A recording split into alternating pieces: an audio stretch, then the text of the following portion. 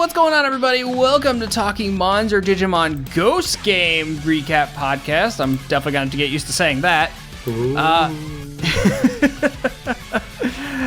Time for my Halloween. name is JD, and my name is JD, and I'm joined by Jeanette and Gary. Hello. Yay! Hi, everyone. And if you're joining us for the first time, well, thank you for joining us. If you joined us for our Digimon Adventure 2020 recap podcast, well, then welcome back.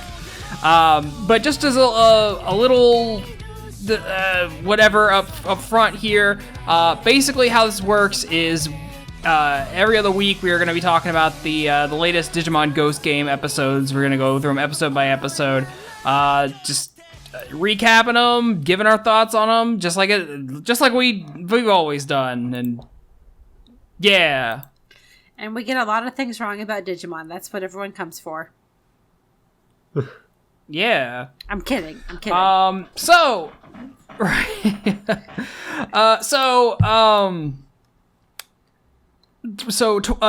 Adventure 2020 just wrapped up a few weeks ago, and literally the week after, replacing its time slot, we got a brand new Digimon show here. New characters, new Digimon, new everything.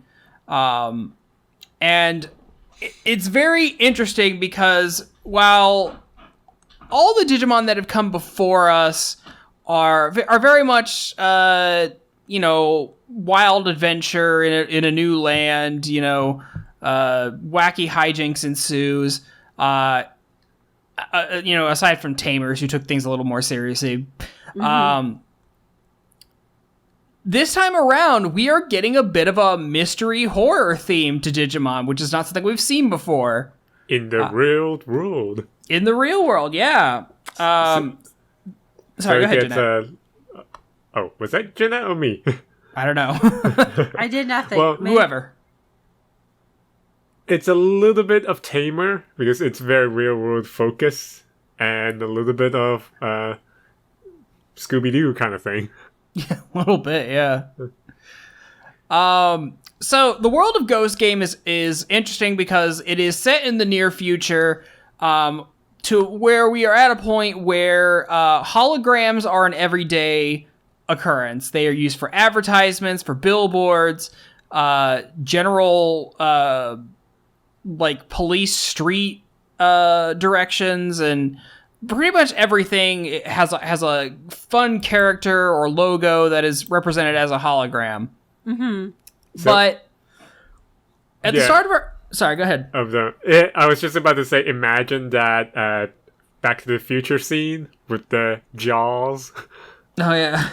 Mm-hmm. That might be a little bit of an old reference. Oh, I got it. I love that movie. But yeah, so at the start of this show, we're basically told that people have been seeing what are being described as hologram ghosts. These monsters, these scary figures that are going around kidnapping people, affecting them in different ways.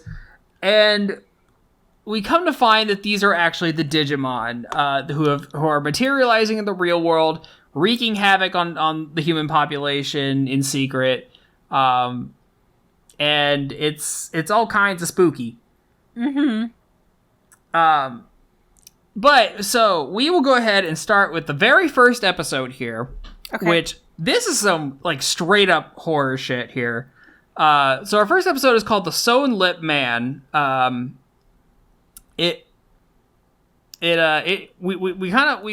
introduced to our new protagonist hero. He has his friends, and we are also introduced to our other who will become our other protagonists. We have the paranormal obsessed basically Instagram influencer Ruri. She basically just posts online, is trying to basically solve all of these supernatural goings on, is very obsessed with the supernatural. And then we also have Hero's what is he? He's basically their dorm leader, because they go to like a private school where they like live in dorms and stuff. But we have Kiroshiro, who tries to play it up cool, but I love the fact that he is very like that facade cracks real fast, and he is shown to be like this really. He's like very superstitious, very easily spooked. He like carries a bunch of like talismans and charms around his neck. Like it's like 20 of them on, just in case. Yes, he's my favorite so far. He's pretty great from what little we've seen of him so far.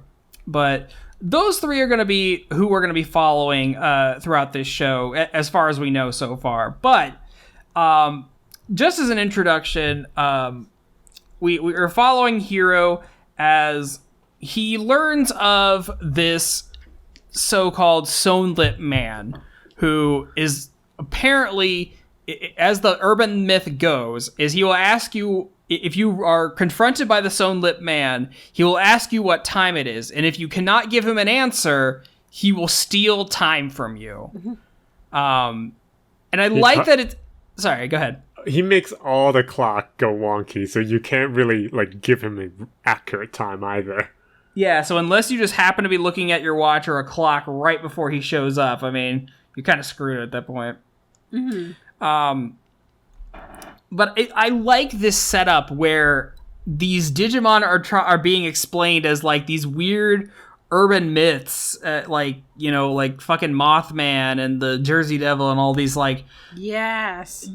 Or yokai or whatever, just these folk monsters, or not folk monsters, but just these weird going-ons that no one can explain, and they're attaching like weird myths to them. You know what it actually reminds me of? What? Early Sailor Moon. I get the setup reminds me very much of the episodic setup of Early Sailor Moon. I love Early Sailor Moon. I can see that. Yeah. I was thinking more of like Slender Man, that kind of thing, because there's more. Yeah. It's how the internet community deals with cryptic. It feels more apt than like the traditional monsters. So basically, what we're saying is that Digimon has dipped into creepypasta territory. Yes. Exactly. Yeah. And I'm down for that. I am so down for that. Yeah. So Hiro and his friend investigate the auditorium where one of their fellow classmates has unfortunately had a run-in with the Sewn-Lip man, and she was aged horribly, like as if her time is literally being sucked out of her body. And she's like, And this one little detail is just she doesn't age. She literally have her future life flash before her eyes as the aging process happens. Yeah, it's not so much that she's aging, is literally her time, her future is being stolen away. So Hiro and his friend go to investigate this, and they are also confronted with the Sewn-Lip man. And it turns out that this man, this urban myth, is actually just Clockmon, who's a very old Digimon. We've seen him in previous series before, but yeah, he instead of like just being like this dude who rides around on a clock mech, now he is like this black-eyed, horrifying monster man. Who is going around like stealing time from humans and like just like taking their future away. Hiro manages to escape this. His friend is not so lucky, and his friend is also taken to the hospital to hopefully to figure out how to reverse this. But in the meantime, Hiro... Sorry, go ahead. Yeah, his friend's kind of not the brightest either. Brightest bulb in the... Nah. Yeah. He's great. Yeah, his friend's kind of a moron and like is constantly asking for help. And it's great. He was like, he's basically trying to get Instagram famous by taking pictures. Yeah. He literally broke in. Well, he convinced Hiro to break into the auditorium behind police line, behind a locked door that they picked. And Hiro just happens to have lockpicking tools on him at the time. He tried to wave this away as like, oh, my dad's an inventor. I guess it's in my bloodline to just like have tools on me at all given time. Sure. But yeah. So after all this happens, Clockmon finds Hiro because Hiro got away from him, and he's not gonna let that stand. He finds Hiro at his dorm and like just immediately Hulk smashes his way through the window, just demolishing his dorm room wall. But not before he is met with what turns into Hiro's partner Digimon. We are introduced to Gammamon. Mm-hmm. He brand new for this series. He's an adorable, very child-minded little white Triceratops looking thing. He's basically given to Hiro from a ghost hologram of his dad, who apparently is in the digital world and just hanging out and doesn't seem too bothered by it, honestly. Mm-hmm. We had a little flashback scene where Hiro trying to find his dad at his house, and he found the workstation his dad usually hang out in, just kind of like ate into the digital world, I guess, because there's this one sphere of nothingness. Well, not nothingness. It's just, imagine a ball consuming everything in its place and it just disappear. Yeah. And machines were still smoking. Yeah, it's literally like he was like sucked up by the Terminator time bubble. Ah, that's a perfect analogy. Yeah. And all he found was a little Fitbit. Yeah, he finds what is going to be a box full of what is going to be our digivice for this season, which, yeah, it looks like a Fitbit. Which you can purchase right now from Bandai. Which I am not ashamed to say I did order one. I ordered one way before I knew that this was going to be what the digivice for the season was going to be. I just like, oh, it's a Fitbit, but you can raise a Digimon on it. That's cool. That might help me, exercise or some shit. Oh my gosh, I'm looking for it right now. So yeah, I think they're called the Digivice VB, like Vital Bracelet. I think that's what they're calling them this time. But so Hiro is, introduced to Gammamon, and they start to get to know each other. They have to go confront Clockmon during this fight with Clockmon, Clockmon tries to use his time powers on Gammamon. And how do you steal away the future of a Digimon? Literally, their life is evolving. So after he hits Gammamon with his time hammer, we see this like dark, shadowy figure appear above Gammamon, as if it's like some kind of dark evolution that is being prophesized for. Not really sure what that is about. I think there's if the intro to this is to be believed, I think we're going to be getting multiple evolutions for Gammamon, so maybe he has like a dark evolution. That is something we're going to have to wait and see. Mm-hmm.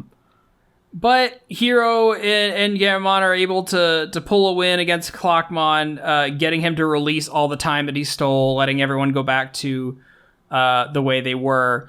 Clockmon, unfortunately, just like grumbles and runs off, so he doesn't get destroyed or anything. But yeah. So I've been talking for a very long time. Guys, how are we feeling about this season opener? Like, how are you feeling about this? It was some of the best anime I've watched. All right, I really loved the first episode, and I thought it was great. It looked gorgeous. It felt gorgeous. Like, everything was sharp and beautifully drawn. It was a really engaging episode, and some of the best anime I've seen in a while, although admittedly I haven't watched a lot lately. but it was like, it wasn't something that you had to be like a Digimon fan to enjoy. It was legit good. Yeah. What about you, Gary? I like the world building and how it sets everything up pretty quickly. Like how it before Gammamon actually been realized, we see Gammamon moving around stuff, like literally like ghosts moving around stuff. And that's until the digivice is activated, where we see a hologram of Gammamon, and then we have extra bit where we bring in Gammamon actually into the real world. Right, yeah. I'm totally with both of you guys. I'm really digging the world that this is setting up. And like you said, Gary, it sets it up pretty fast, and like I'm kind of with it immediately. I just really enjoy this new direction that they're going with, like making these Digimon, these weird phantoms that are appearing in the real world and like just messing with people. I like that this kind of more horror, kind of mystery vibe they're going with. Kind of like as we've just got done with Digimon Adventure 2020, where it was a big, the usual isekai to another world, big world-ending catastrophe, all this. But this feels like it's smaller stakes, but more intimate is like the only word that's coming to mind here. Just like, I like that it's smaller, but it's got this brand new, very interesting vibe that it's developing, and I'm very interested to see how they're going to continue that and see if they can really hold that kind of mystery horror vibe throughout this whole show. Because I'm not sure how long they can hold that up, but if they can, I'd be very happy about that. And I'm very much liking how not everything is about brute strength of the Digimon. There's a lot of investigating, a lot of like thinking on their toes. Like when Gammamon was being trapped by Clockmon, Hero threw a branch at the time beam and just made it. I mean, since it will age, it became a tree and just smashed right down to Clockmon. That's some clever on the toe thinking, and I'm glad it's not about who can make the biggest fireball.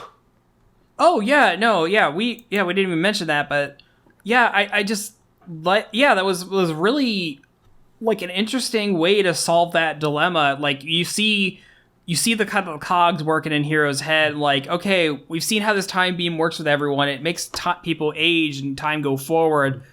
And then he just like notices that there's like a chestnut branch laying on the ground. I'm like, wait a second, if I throw this stick into this, that'll probably accelerate the aging of the branch, which will turn back into a tree. So yeah, that I like, like you said, Gary, I like that they're trying to find alternate ways rather than just like monster fights to solve the problems. And we see more of these mystery solving in the next episodes as well. And I hope we continue this trend.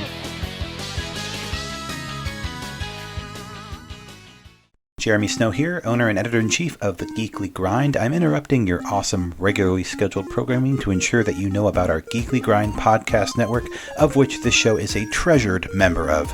If you haven't had a chance to check out our site, you can do so at www.thegeeklygrind.com, and while you're there, check out the other members of our steadily growing podcast family, including the anime-centric Blake and Spencer Get Jumped, discovering new heroes and comic book keepers with Chris and Lance, exploring the vast universe of geekdom with Geeksploration, or of course appreciating animation's finer details with the Ink and Paint Club. Escape your weekly grind at The Geekly Grind.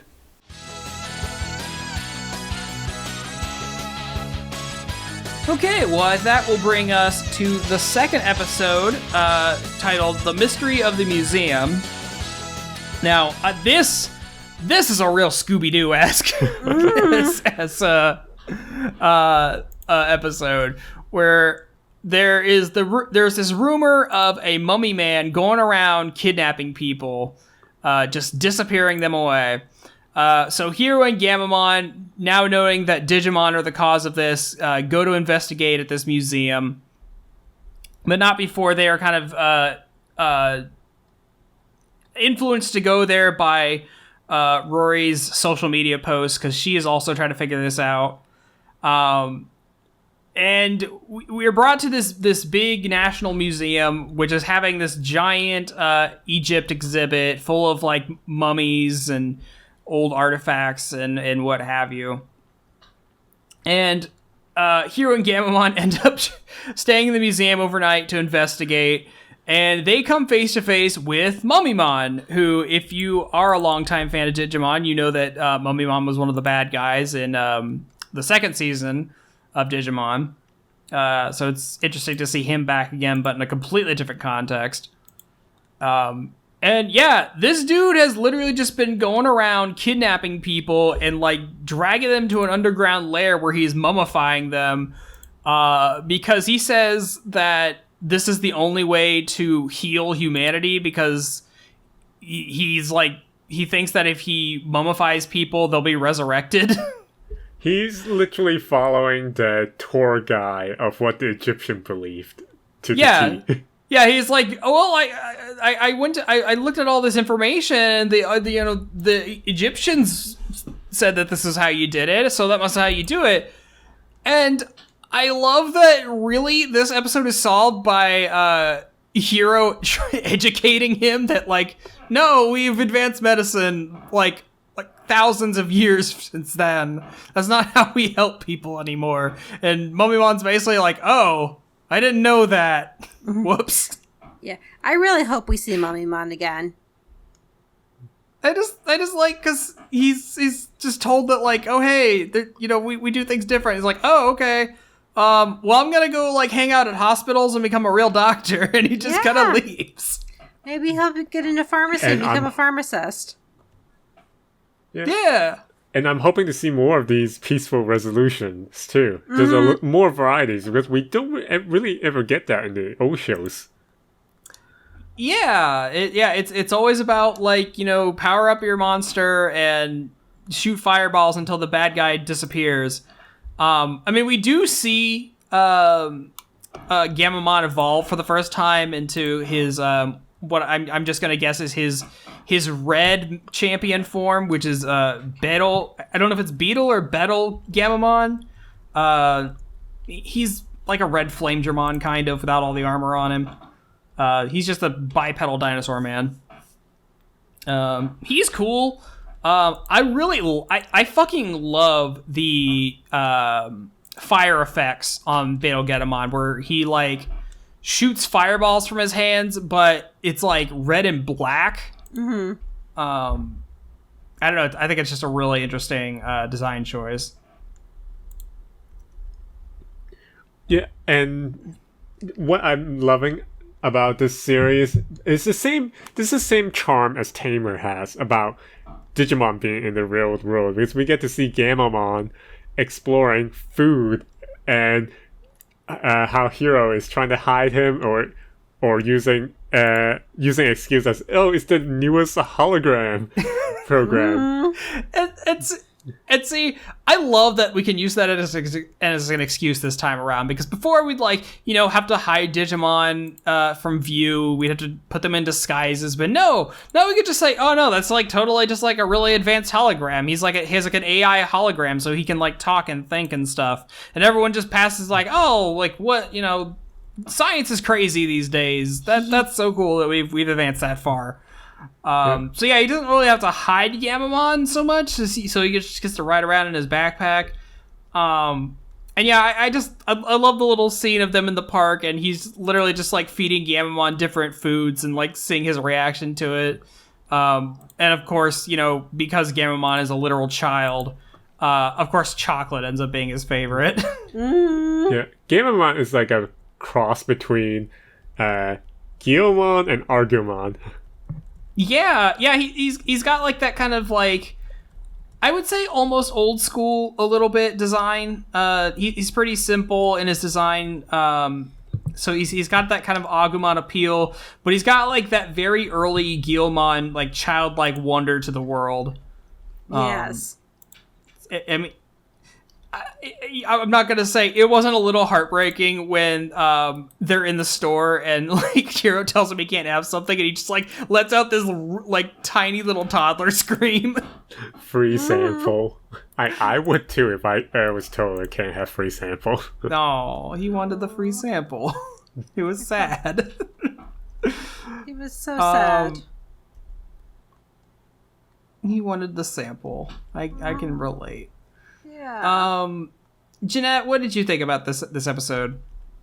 Mummy Man is my man, and I love him, and I hope he goes on and becomes a successful doctor and doesn't kill any more people. I can only hope so. Well, I don't think he actually killed anyone in the first place. No, they were all released. Everyone was fine at the end. They were like slightly being tortured, but you know, like you do, I guess. Like I mean, it makes sense episodically, like how all the problems get resolved. Self-contained issues per episode. Like back in the first episode, all the de-aging effects got reversed after Clockmon got hit in the head. So nobody questioned it. I hope that they would bring stuff back, because even though these are episodic, there is a continuous story thread going on throughout this. Yeah, it's Hiro and Gammamon, and soon to be joined by other friends, just like Scooby-Dooing their way through Digimon attacks. And Hiro's got to find his dad.